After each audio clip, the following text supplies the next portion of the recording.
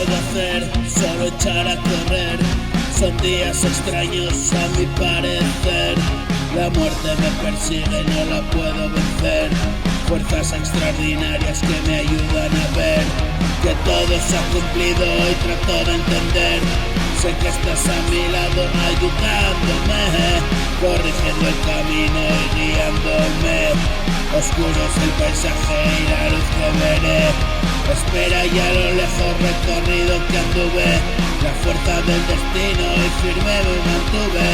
Eterno mi reposo y me vienes a ver. El infierno ha pasado y una lluvia de hiel.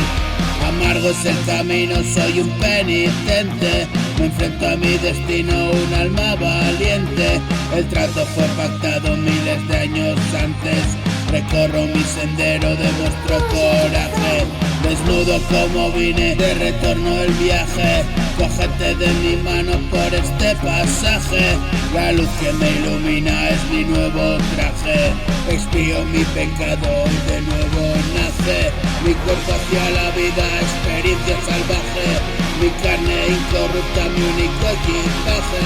No pongo resistencia si al infierno bajé. Veo con regocijo y aquí te esperaré. En la morada santa hoy me has dado la llave de una hermosa casita más allá de las nubes. Terminó la caída, hoy solamente sube. Tú me das la respuesta que siempre busqué.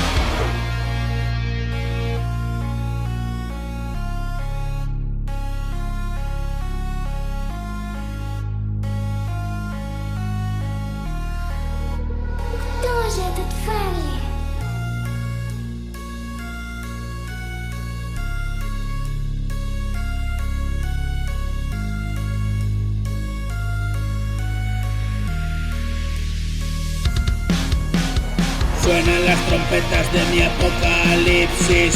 Esta es la parábola, describo la elipse. Vencida la tiniebla, ha pasado la crisis.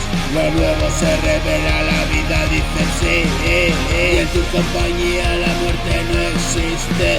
Vencimos ese trance de oro, me viste. Ha valido la pena, tu mano me complace.